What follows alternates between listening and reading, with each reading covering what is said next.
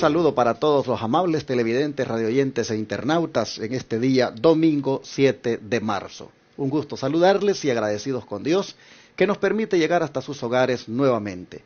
Estamos para iniciar otro estudio más de la lección de la escuela sabática bajo el título Los exaltados son humillados. Está conmigo nuevamente el hermano Tony García y el hermano Carmelo Ramírez, que me van a acompañar en el estudio. Después de haberles dado una semana de descanso, porque aproveché que el pastor Torres estaba aquí conmigo, ahora los tengo nuevamente conmigo a ellos y vamos entonces a realizar este estudio. Hermano Tony, buenos días, bienvenido. Buenos días, pastor, buenos días a todos y cada uno de ustedes. Con alegría comenzamos nuevamente, como dice el pastor, descansamos un poquito, que no descansamos así porque estuvimos dándole para escudriñar acerca de estas escuelas sabáticas, las cuales ahora compartimos con ustedes. Oren por nosotros, hermanos, y que el Señor los bendiga. Hermano Carmelo, ¿cómo está? Bendecido, ¿verdad? Como dijo el hermano Tony, después de una semana, ¿verdad? Que no es descanso, el cristiano no descansa, hermano, porque realmente si descansáramos es donde el enemigo se puede aprovechar, pero no. Así es que yo estoy encantado de estar aquí nuevamente ante ustedes, ¿verdad? Familia, que es mi familia ya también, y agradeciéndole al Señor por permitirnos estar nuevamente compartiendo esta palabra del Señor. Así es, mis hermanos, vamos entonces a buscar la presencia de Dios para estudiar la Biblia. Hermano Tony, por favor. Sí. Oremos, hermano. Bendito Padre Celestial, poderoso Dios. Amén. Al invocar tu santo y bendito nombre, te suplico perdones mis pecados, Amén. los de cada uno de tus hijos aquí, Padre, y también de aquellos que están también arrodillados orando también por nosotros, Padre. Perdónanos y úngenos con tu Santo Espíritu, Sí, para que todo lo que hablemos aquí, Padre, lleve ese ungimiento de tu Santo Espíritu y penetre en los corazones, en las mentes de las personas y nos fortalezca en nuestra fe, porque los tiempos que estamos viendo cada día son más peligrosos.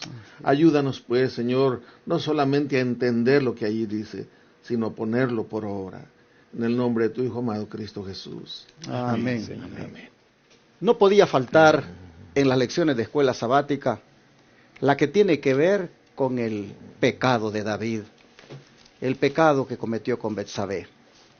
Ese momento de su vida donde él fracasa espiritualmente.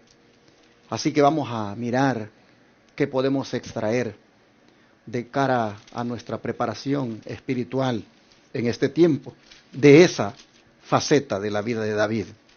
Como dije, el título es Los exaltados son humillados, porque no cabe duda que cuando esto le viene a suceder a David, es cuando él está en la cima, está exaltado. Como rey, es la persona más exaltada de la nación. Y ahí es donde más cuidado se tiene que tener. Por eso dice, los exaltados son humillados. Vamos a mirar de una vez cómo el versículo de memoria nos va anticipando de lo difícil que es la vida cuando pues se fracasa. ¿Qué dice, hermano Carmelo, el versículo de memoria de la lección? Bueno, vamos a leerlo en Proverbios 13:15. Que nos dice de esta manera: el buen juicio da gracia, el camino de los transgresores es duro. Aquí, como vimos, hermanos, en la lección 8, ¿verdad? El título de la lección 8 era que los humildes son exaltados, pero aquí vemos lo contrario en la lección de esta semana, que lleva por título Los exaltados son humillados. Hermanos, pues el mismo versículo lo dice, ¿verdad? El camino de los transgresores es duro. ¿Cuántas veces no nos ha ido mal cuando emprendemos una cosa equivocada? Cuando emprendemos una cosa que nosotros, sabiendo que necesitamos llevar, ¿verdad? El consentimiento de nuestro Señor. ¿Cuántas veces no lo dependemos así y lo llevamos por nosotros mismos? Y vemos, hermanos, cómo las consecuencias son duras. Así es que aquí estas experiencias de David, estos episodios de David, pues lo tenemos que llevar a nuestra vida práctica, de que muchos de esos sucesos ya nos han pasado a nosotros también. Así es que, ¿verdad? Que podamos nosotros ser humildes en todo momento, porque la exaltación pues no nos lleva a nada bueno. ¿Qué verdad más contundente la que hizo el sabio Salomón, o dijo, o expresó en este proverbio, de que el camino de los transgresores es duro? Dicho de otra manera, el camino de los transgresores es difícil. Es difícil de recorrer por ellos mismos y también es dañoso para los demás. Yo no sé, hermano, hermana, cómo está en este momento el camino tuyo. Si está siendo difícil, si está siendo duro, por causa de que has transgredido la ley de Dios, por causa de que estás cometiendo algún pecado oculto, algún pecado acariciado. No sé, hermano, hermana, si sientes que la vida cristiana para ti está siendo muy difícil, muy dura, debido a esa transgresión. Ya el sabio lo decía, y nosotros lo vamos a ver en la experiencia de David, cómo esto se cumplió. Hermano Tony, ¿qué nos dice Patriarcas y Profetas, página 783? Dice así, en el comentario del Espíritu de la Profecía, dice, los que, señalando el ejemplo de David, tratan de aminorar la culpa de sus propios pecados, debieran aprender de las lecciones del relato bíblico que el camino de la transgresión es duro. Sí, cuando decimos, bueno, mi pecado no es tan grave como el de David, estamos tratando de aminorar nuestro pecado, nuestra culpa. Pero si vemos lo que le pasó a David, por todo lo que pasó por ese pecado nada más, todo lo que tuvo que sufrir en su propio hogar, deberíamos de pensarlo dos veces, que el pecado es pecado delante de Dios y siempre trae consecuencias. Pero tenemos también la garantía de que si nos arrepentimos, nuestro Dios es misericordioso y nos perdona. Amén. Pero ¿qué les parece si para entrar ya en detalles, vemos el pecado de David? ¿Cómo fue? ¿En qué consistió? Bueno, cómodo en el camino ancho, es el subtítulo ya para el día domingo. Veamos cómo estaba David, cómodo en el camino ancho. Hermano Tony, trace usted el cuadro que llevó a David a extraviarse y cómo se nos advierte contra esto a nosotros mismos. Sí, vamos a la palabra de Dios en 2 de Samuel, capítulo 11, del 1 al 4. Y dice así la palabra del Señor. Aconteció al año siguiente, en el tiempo que salen los reyes a la guerra, que David envió a Joab, y con él a sus siervos y a todo Israel. Y destruyeron a los amonitas, y sitiaron a Rabá, pero David se quedó en Jerusalén. Y sucedió un día, al caer la tarde, que se levantó David de su lecho, y se paseaba sobre el terrado de la casa real. Y vio desde el terrado a una mujer que se estaba bañando, la cual era muy hermosa. Envió David a preguntar por aquella mujer, y le dijeron, aquella es Betsabé, hija de Eliam, mujer de Urías Eteo. Y envió David mensajeros, y la tomó, y vino a él. Y él durmió con ella. Luego ella se purificó de su inmundicia, y se volvió a su casa. Y también vamos a leer en Hebreos 13:4. En Hebreos 13:4 dice, honroso sea en todos el matrimonio y el hecho sin mancilla, pero a los fornicarios y a los adúlteros los juzgará Dios. David se confió y apartó los ojos de Dios, ¿verdad? Y eso, la ociosidad en que cayó, empezó a alejarse de Dios y de sus mandamientos, y cometió ese grave pecado. Satanás se aprovechó de esa distracción de David. Y miren lo que dice en el Hogar Cristiano, página 257, dice, se me ha mostrado que mucho pecado es resultado de la ociosidad.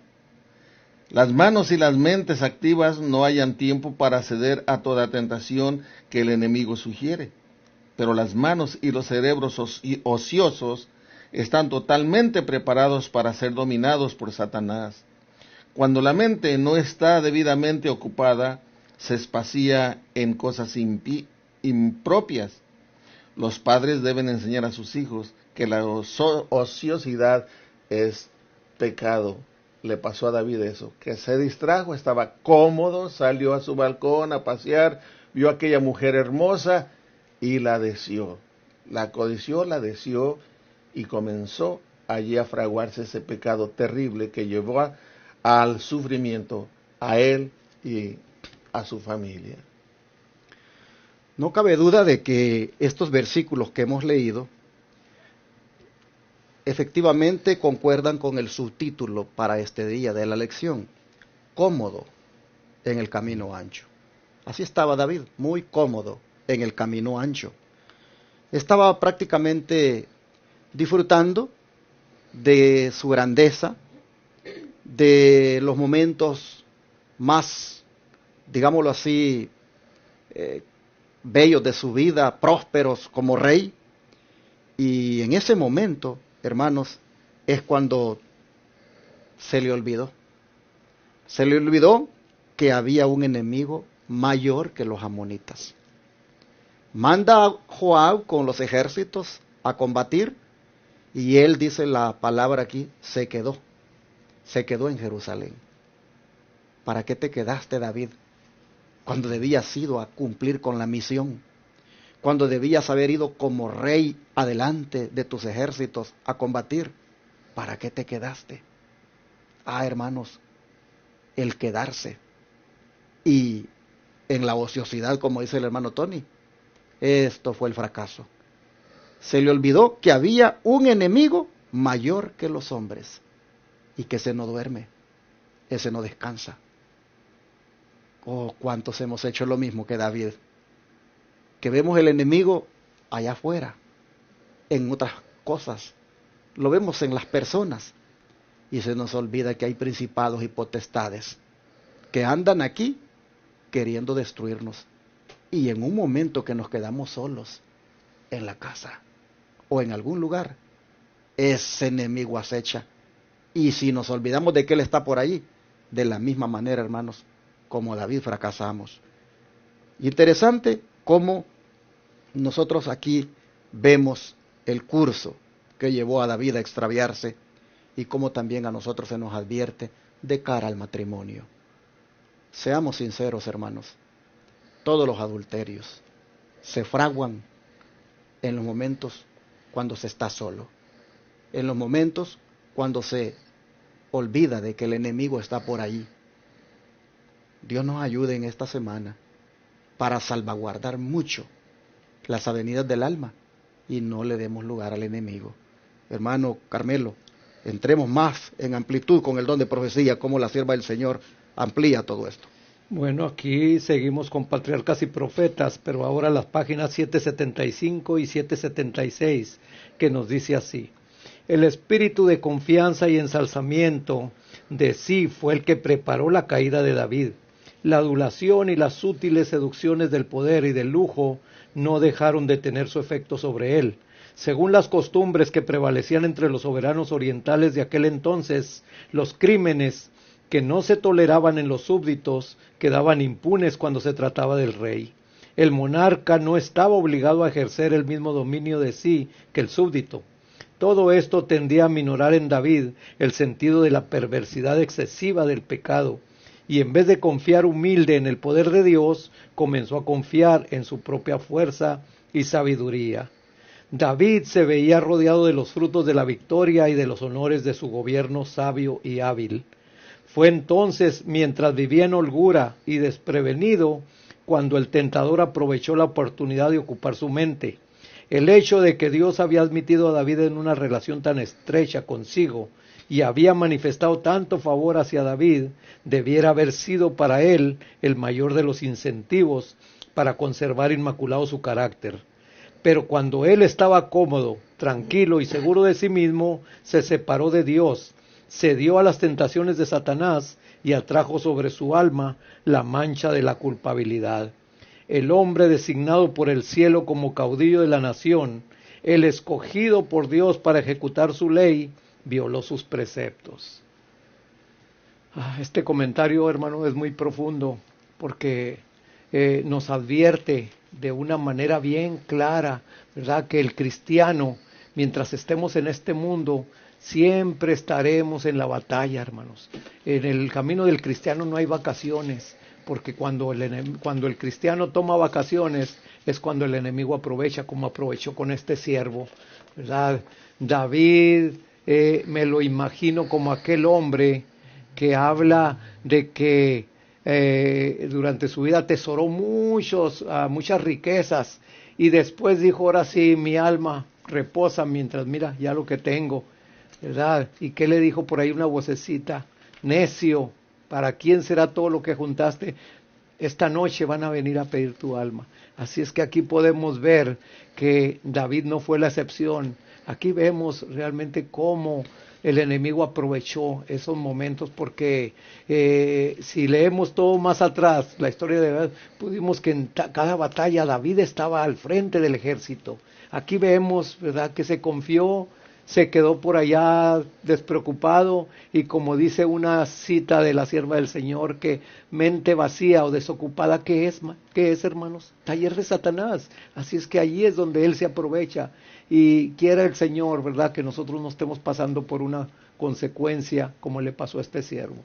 Sería una tristeza, porque el nombre del Señor quedaría en oprobio, que nosotros llamándonos cristianos y andar haciendo estas cosas, hermanos.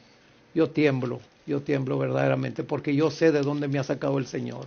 Así es que, ¿verdad?, si mi mente siempre está ocupada en el trabajo y en las cosas del Señor, el enemigo no va a poder entrar.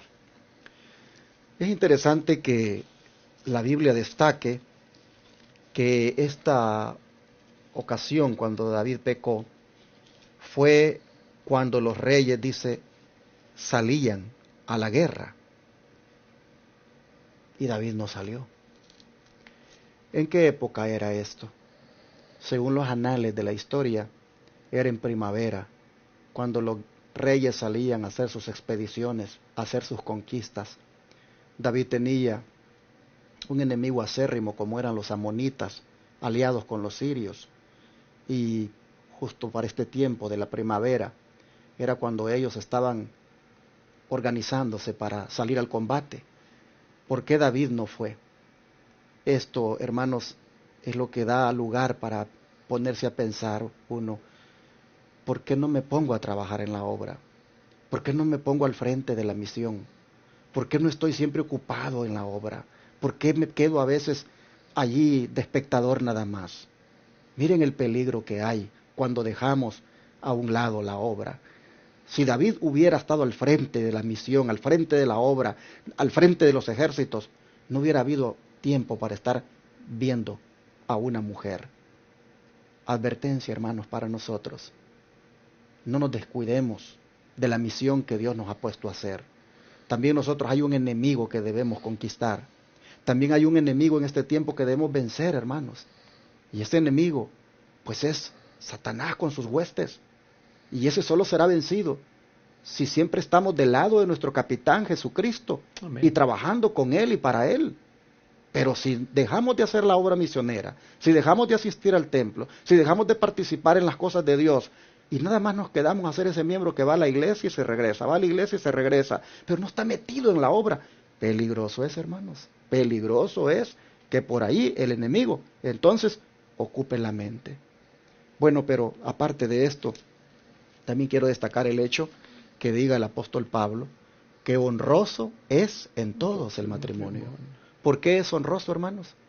Porque Dios lo honró, porque Dios lo estableció en el Edén, y al haberlo establecido, Él prácticamente, miren, lo honró. En ese sentido es honroso. Pero, dice el apóstol, debe este matrimonio, por lo tanto, dice, conservarse sin mancilla, sin mancha, hermanos.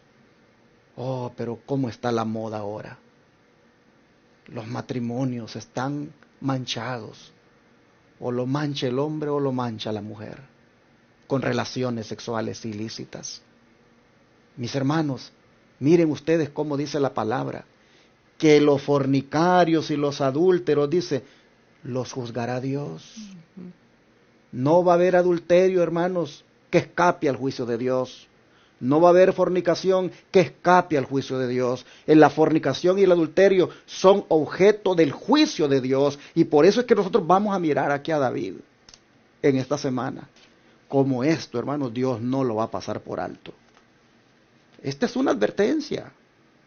Y ya vamos a ver cómo es Dios de lindo también, ¿verdad? Cómo trabaja, pero tenemos que poner las cosas en su lugar en el día que corresponden. Y aquí lo que estamos viendo es que estar cómodo en el camino ancho nos va a traer problemas y podríamos ser objeto del juicio de Dios.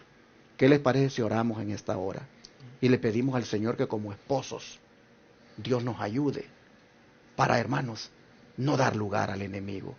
A usted como esposa, hermana, que Dios la ayude. Y póngase alerta para que no vaya usted a pisotear, a mancillar el matrimonio en el cual Dios le ha puesto. Oramos por eso. Amén. Vamos a arrodillarnos.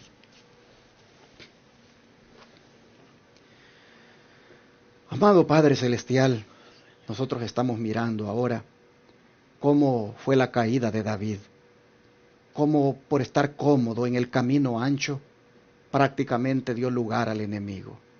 Ah, Señor, cuánto esto nos debe poner en alerta, porque a veces también, Señor, nos quedamos solos. A veces nos quedamos solos viendo la televisión, a veces nos quedamos solos con el celular. ¿Qué miramos allí?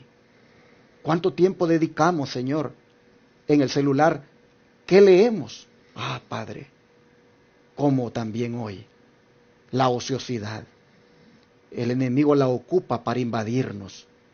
Te pedimos por eso, Señor, que nos ayudes para ser muy cooperadores contigo. Y así, Señor, evitar esos momentos solos y donde damos lugar al pecado con la mirada.